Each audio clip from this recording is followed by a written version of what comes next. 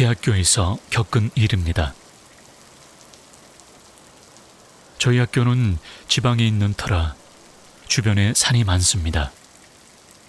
산이라고 하기에는 낮고 언덕이라고 하기에는 높은 그런 애매한 산들입니다. 그런 산 속에 폐가가 하나 있습니다. 학생들에게 유명한 폐가라서 선배들도 잘 알고 있던 것 같습니다. 선배들에게 얘기를 들은 저와 친구는 왠지 한번 가보고 싶다는 호기심이 생겼습니다. 선배들이 혹시라도 거기 가고 싶은 사람이 있어도 절대로 가지 말라고 했지만 가지 말라고 하면 더 가고 싶어지는 게 사람 심리 아니겠습니까? 그래서 혹시나 생길 일을 대비해서 동기 몇 명을 더 데리고 가려고 했지만 웬일인지 동기들은 절대 가지 않겠다고 해서 그냥 둘이서만 폐가로 향했습니다. 지금 생각하면 무슨 용기가 났었는지 궁금합니다. 그날은 비가 내리고 있었습니다. 폐가까지 차를 타고 가는데 사실 면허 딴 지 2개월 된 친구의 운전 실력이 더 무서웠습니다. 여하튼 언덕을 조금 오르다 보니까 폐가가 바로 보였습니다. 저희는 서로 눈치를 보다가 집 안으로 들어갔습니다. 방도 없고 낡은 마루만 보였습니다. 저희는 안에 들어가서 미리 준비해놨던 초에 불을 붙였습니다. 거미줄이 사방에 있는 걸로 보아 사람들이 왔다 간 흔적이 없어 보였습니다. 집이 넓긴 했는데 가구도 모두 아무것도 없으니까 조금 허무했습니다. 험한 마음에 친구랑 몇 마디 나누고 나가려고 하는데 갑자기 바람이 불지도 않았는데 촛불이 확 꺼졌습니다.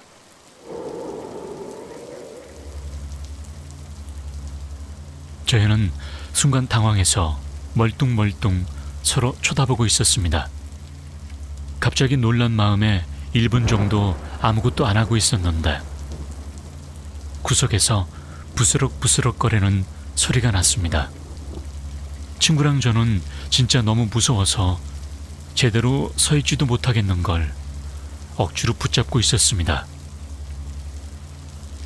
그때 친구가 주머니에 있던 라이터를 켜고 소리가 나는 방향 쪽으로 시선을 돌렸습니다.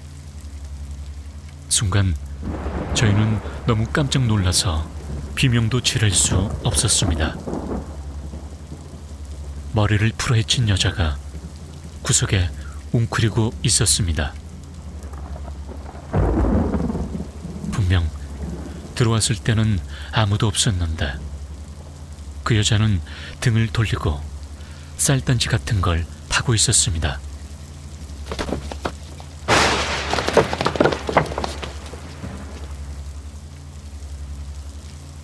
저흰 너무 놀라서 소리를 지르면서 그 집을 뛰쳐나왔습니다.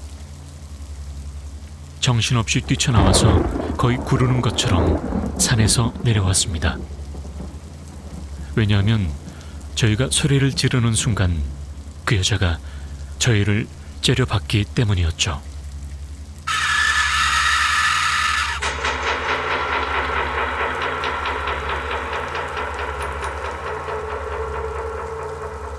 저희는 그대로 차로 직행했고 기숙사에 냅다 뛰어들어갔습니다.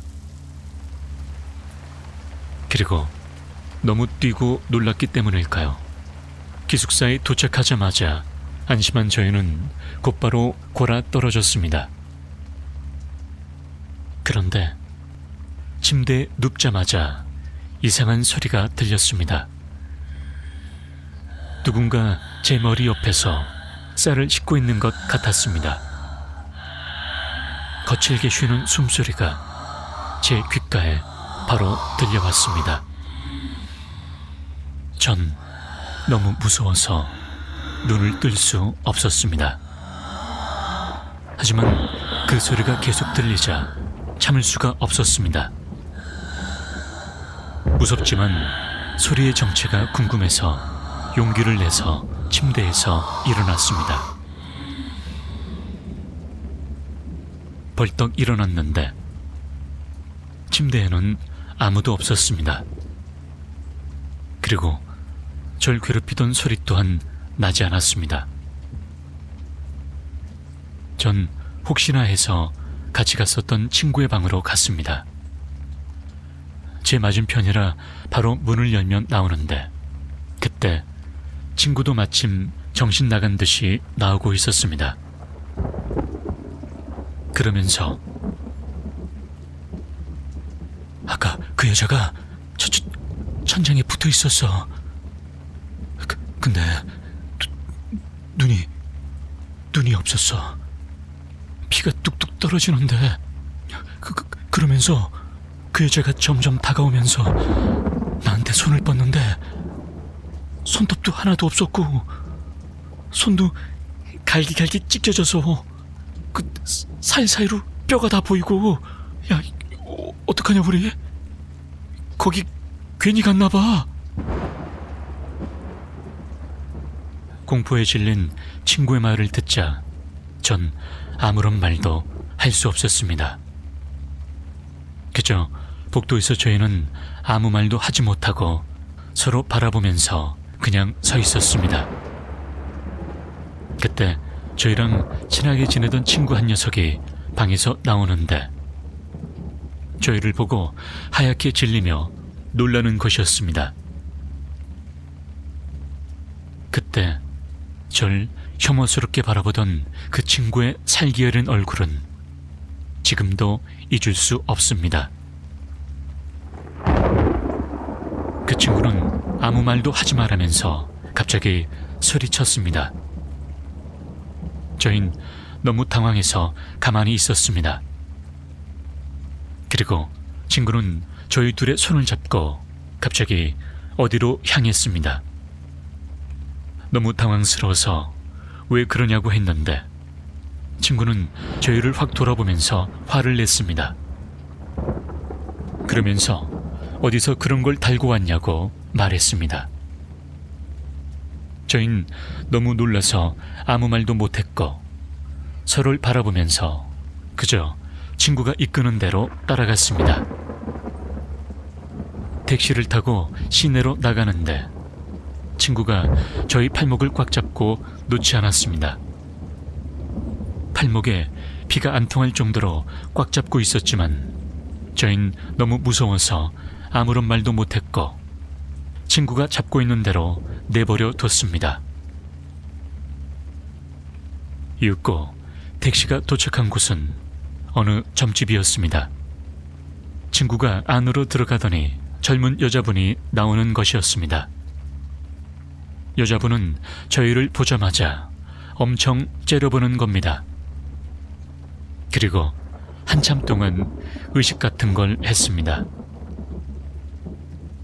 너무 정신이 없어서 무슨 일이 있었는지 기억도 나지 않습니다. 그렇게 몇 시간 정도 그런 의식을 하고 저희에게 쌀을 2움큼 정도 먹이고 손톱도 조금 잘라서 태우셨습니다. 그러고는 집에 가라고 했습니다. 그렇게 저희는 그대로 기숙사에 돌아왔습니다. 저희를 데려갔던 친구는 이젠 괜찮다면서 푹 자라고 했습니다. 그리고 저희는 그 말을 듣자마자 긴장이 풀려서 바로 잠들어 버렸습니다.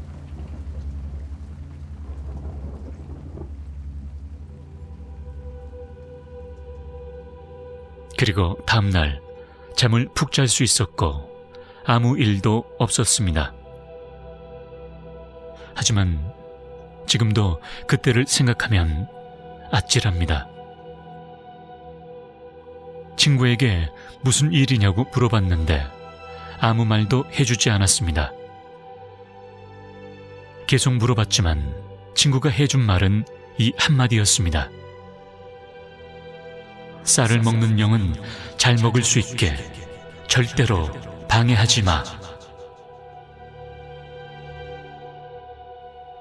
그리고 지금까지도 그 일에 대해서는 아무 말도 해주지 않았습니다.